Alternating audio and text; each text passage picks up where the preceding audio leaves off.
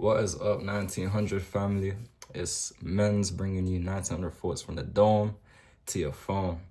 Know what I'm saying? Today I got a banger for you guys. Know what I mean? Before we get into it, make sure you subscribe, join the community, and like and comment too. Yeah. Without further ado, let's jump straight into it. Today we're gonna be talking about personality types.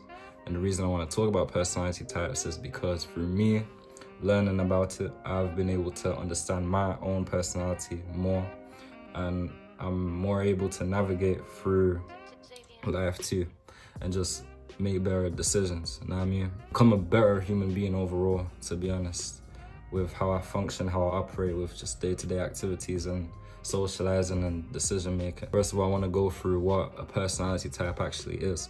A personality type is a set of characteristics or attributes that a person has within them that makes them into a set group of personality. And I'm not talking about there's like hieroglyphic type of personality types that you do a test online, you get a certain, no, I'm not talking about that. I'm talking about A, B, and C personalities. It's three simple categories, three simple sets of characteristics put into three separate groups. From this, you'll be able to learn more about yourself, be able to understand yourself more, and really understand why you are the way you are. Know what I mean? When we talk about personality, we're not talking about something that's like encoded into you. I know I'm saying it's a set group, it's a set group, it's a set group. It's not something that's really like labelized in that way, but through life, through nurture and nature, which are two things that make you who you are. Nature being, your genetic code, the genetic code you get from your parents, the genetic code you get from, your ancestors, that makes you, look the way you are, makes you behave the way you are subconsciously without you even having to think about it, and gives you a certain list of characteristics too. When it comes to nurture, we're talking about, okay, I experienced something the other day and that experience shaped me into how I am now. I may have had a belief before the experience, or I may have been lazy before the experience, but because of that experience, I gained a certain belief that said, okay, laziness isn't something that I mess with. And now I'm going to become more of an ambitious type of person. That is what nurture is. So through nature and nurture, we combine it together to get a certain personality type that you have within you. A characteristic attribute that you have within you that makes you who you are. Jumping straight into it, we got type A personalities. These personality types are people that believe, and they have this core belief. It's a core value within them, which means that their life is centered around this belief. That belief is that their achievement, what they amount to, what they actually accomplish, their goals and whatnot, is what makes them have that value within them. It's what makes them have, that self-esteem. So these personalities or people tend to be competitive, tend to be very ambitious, tend to, overwork and make sure that their goals, get met. They cannot live with their goals being not attained. But they can, but it's going to be hard for them because their self-esteem is going to go down. Their whole identity is built around achieving. You guys ever met someone in your life that, they have to achieve? They're working hard and hard and hard and hard. They're always trying to strive for something, always onto the next thing, and never really, given any time to relax. Relaxing and settling for less is something foreign to them, something that they don't even speak about. Coming in second place or resting. You'll never hear them mention that they're resting. These are the type of people that I'm referring to. And this personality type is good because, it means you're getting stuff done. It means you're going places. It means that you're striving for more. But the downside is that it can lead to you being burnt out if you're not careful. And the reason for this is, Because if you're always trying to strive for something, always trying to make another accomplishment come into your life, you're more likely to sabotage yourself. You're more likely to burn out. You're more likely to not get the rest that you can in order to get to the next step. And what I mean by that is, a lot of times people like to rush things, you know what I mean? And when it comes to this personality type and achieving stuff, rushing things can be a very prone thing for them. Disadvantage of this is, compared to someone who ain't rushing stuff, you get to plan stuff, you get to reassess your steps before, you get to reassess your behaviors from the past and think, okay, how can I move forward now? Whereas if you're always going and going and going and going and going, like a type A personality would, you will get burnt out. You will feel less energized. You will feel like you're not taking a moment to really actually analyze what you've done and move forward. Another thing is type A personalities.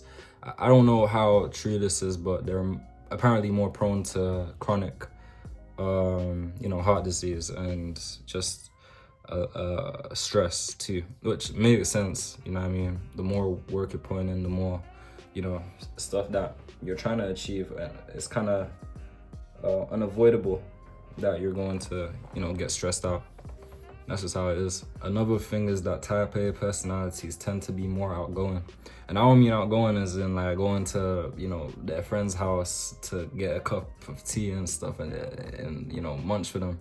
Nah, I'm talking like going skydiving or going go-karting or going to like some horse riding, going to Lake District and going on top of the mountains and stuff like that. Yeah, that type of outgoing. And you can imagine with that comes a lot of risks. You're risking your life multiple times. You know what I mean? As fun as it can be, and as much as, people don't die from doing that stuff, the more chances, the more probable it is that you're gonna get into life-threatening situations. You know what I mean? So, my advice to type A personalities would be to just, one, like I said, rest and don't overwork yourself, otherwise you're gonna get burnt out. And to also, really think about the decisions you're making when it comes to those life-threatening situations. Not putting yourself into too many risky situations, because like I said, the probability just goes up. I mean, and you may do what you want to make do with that, but if you're okay with risking your stuff, then I ain't gonna hold you. But that's just my advice. You know what I mean? Moving on YouTube, we got type B personalities, and I myself feel like I, resemble a type B personality. You know what I mean? You guys let me know in the comments from my demeanor if you think I'm a type B personality. But type B personalities are like people that are more laid back, more chill, more like, I'm gonna do stuff on my own time. You know what I mean? They don't worry too much. They don't stress too much. This personality type is like a person who, you see someone in class, like you're getting a grade for an assignment, your other mate's getting a grade, your other guy's getting a grade, you all huddle up together and you're all stressing, you're like, oh, what grade am I getting? What grade am I getting? This type B personality ain't worrying about that. He's probably worrying about what I'm gonna eat later, what I'm gonna, be doing like when I get home, chilling. He's probably got his headphones in, just not even worrying about all of that. Whereas other people are, you know what I mean? This is what a type B personality person is like, you know what I mean? So, the good side of that is you're not stressed. You're not stressed like the type A's. You know what I mean? I've gotten the liberty of that. There's been so many situations where people come to me like, how are you not stressed out about this? Sometimes you can get away with it. I've been in situations, for example, the grade thing, where people are stressing over an assignment, but I still get my stuff done. I'm not really stressed about it. But one thing I can say is procrastination is something that I deal with, which is set to be said with this personality type. Type B personalities are a lot more prone to being lazy and not getting work done on time, like I said, procrastinating, being distracted. And you know, that's not good, because if you want to achieve something, if you want to actually get somewhere, you need to make sure that you're always, you know, not getting distracted. There's a whole lot of distraction in this world. This world's going to give you a lot of distractions. If you want to feed into it, that's all for you to feed into. It's a plethora of distractions. It's a whole plate of distractions that you can go and dig yourself into. But you gotta ask yourself, do I want to feed into this distraction, or do I want to get to where I need to be? Gotta make that choice for yourself. Yeah, that's really a message to myself, though. I ain't gonna cap. But yeah, that's why I'd say for type B is really, you know, try to remind yourself where you're trying to get to. Remind yourself what I'm trying to do. Remind yourself of, you know, the fact that it's okay to be less stressed out. It's healthy, but make sure your decision making's on point too, because you don't want to get overlapped by nobody. You don't want to get overlapped by a type A. That ain't gonna feel nice. Know what I mean? But yeah, moving on to type C personalities. Cutting in YouTube, make sure you leave a comment. Make sure you like and subscribe. You know, it helps the channel a lot. Make sure you leave in the comments if you've identified any of these personalities within you. Type C personalities, and with this type of personality, it gets more on the sad side. It gets more serious, to be honest. Type C personalities are more so people who are more objective, more reserved, and more how do you say, overly analytical about things, about certain aspects of life, and look into the real details and the real nitty-gritty stuff instead of just letting stuff slide. Know what I mean? There's pros to this. I mean, when you think about it, a person like that, just off the bat, is gonna be more efficient when it comes to problem solving, because they're gonna be looking at the details of stuff. They're gonna be more efficient when it comes to creativity, because creativity is problem solving within itself. So, you know, when it comes to like doing things around that whole element, type C personalities are amazing. They're exceptional even. But the downside is that, well, there's a plethora of downsides, I'm not gonna lie, that go even beyond what I've been saying. But with type C's, it's important that you guys really take time to learn yourself and really dig deep into yourself and allow yourselves to have that bit of leeway within yourself. Because with type C's, it's a lot of reservation, and this comes from a lot of nurture, a lot of childhood trauma, a lot of abuse, emotional abuse, where that objective side of them really pulls through.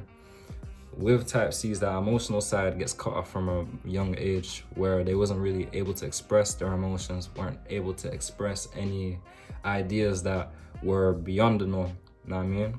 So with that childhood trauma, it goes from that literally a young age to a way more adult age, if it's not resolved, of course, which obviously it hasn't been.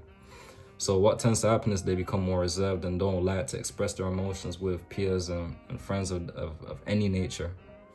You know what I mean? And as you can imagine, this ain't healthy. Type C personalities are more likely to get depression, more likely to be cancer prone. And I don't know the research. I don't know how cancer prone and, you know, that pulls into it, but that's interesting. I'm gonna research that actually, because that's very interesting. But more cancer prone, and what else was it? They're less optimistic. You know what I mean? There was actually a study done where they got people that were optimistic in hospital and people that wasn't optimistic. And the people that were optimistic got out of hospital with the same thing that the person that wasn't optimistic was battling. And the optimism normally came from their belief in God, you know, just being hopeful that God is gonna come and save them. A lot of religious people, you know, do pull through from a lot of diseases compared to people who ain't religious. I mean, that's just a side note though. But that's an example of optimism. I mean, so with type C's, I'd say for you guys, really dig deep into yourself. Allow yourself to you know, not feel ashamed of your emotions, not feel ashamed of that subjective side of you, that side of you that makes you who you are, that makes you a unique individual.